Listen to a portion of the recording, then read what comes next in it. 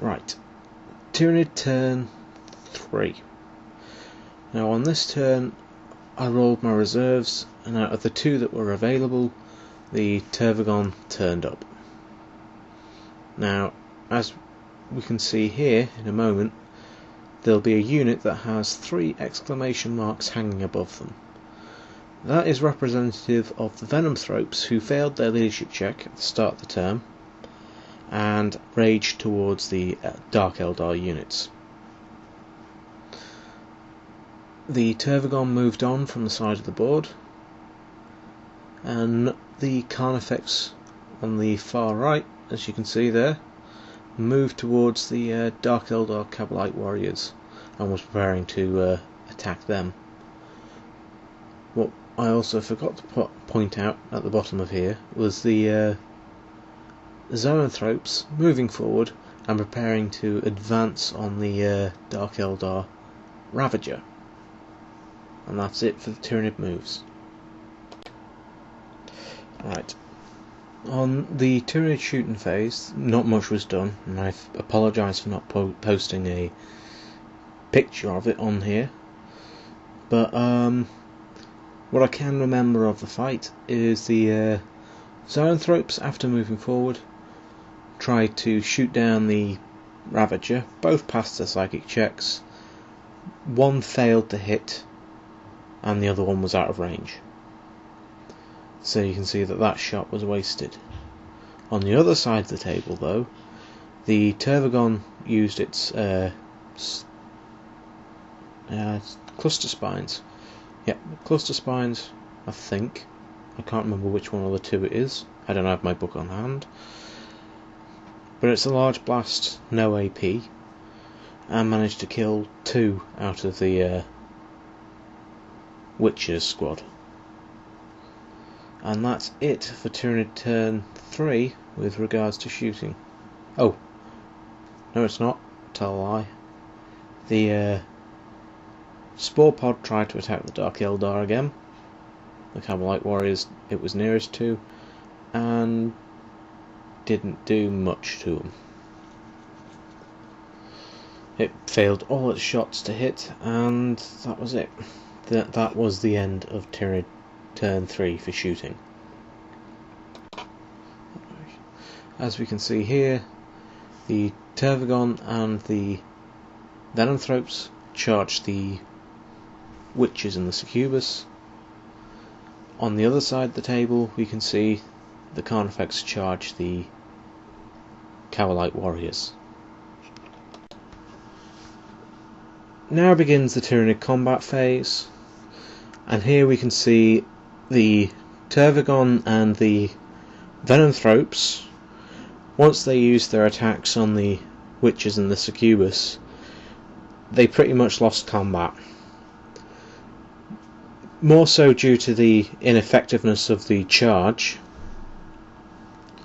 and also because of the poor quality of weapon skill for the Tyranid units in any case, and the fact that my Venomthropes were suffering from rage. As we can see, many wounds were inflicted on the Tervagon, reducing it down to at least 1 wound. The Venomthropes inflicted a couple of wounds, well, only inflicted 1 wound, which was saved by the Feel No Pain granted to the entire unit by the pain token. So at the end of that combat resolution was something ridiculous like 7-2. Well, no, not even that. It was like 9-2. So both units had to take 7 saves. Tervagon made all of its saves, luckily. But the Venomthropes failed the majority of them and were wiped out in that turn.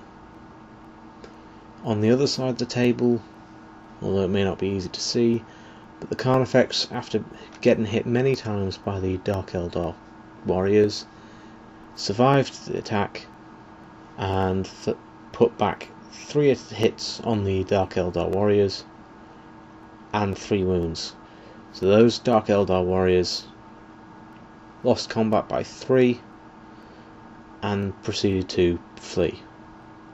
I couldn't do a sweeping advance because the Dark Eldar were far too fast for me. And that's it for Tyranid turn 3. Now is Dark Eldar movement 4, and this is a very busy turn for the Dark Eldar.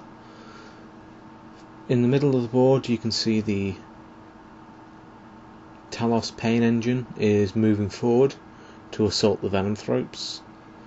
The Raider is turning back to bring its Dark Lancers to bear on any of the big Tyranids left.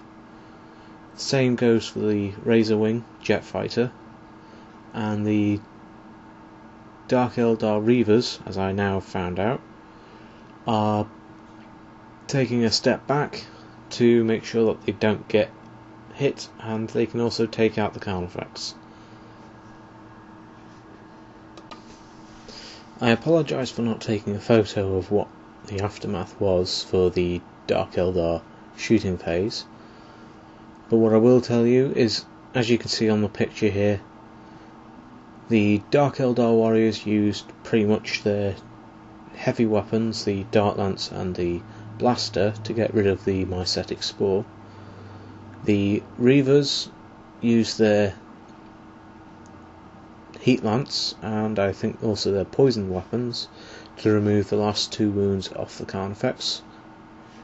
There may have been a few more units targeting him, but I cannot remember.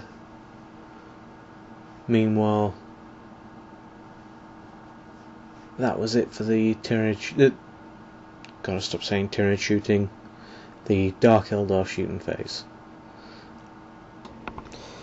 So begins the Dark Eldar assault phase with the only move that they could do to get into assault, which was charge the Zoanthropes with the Talos.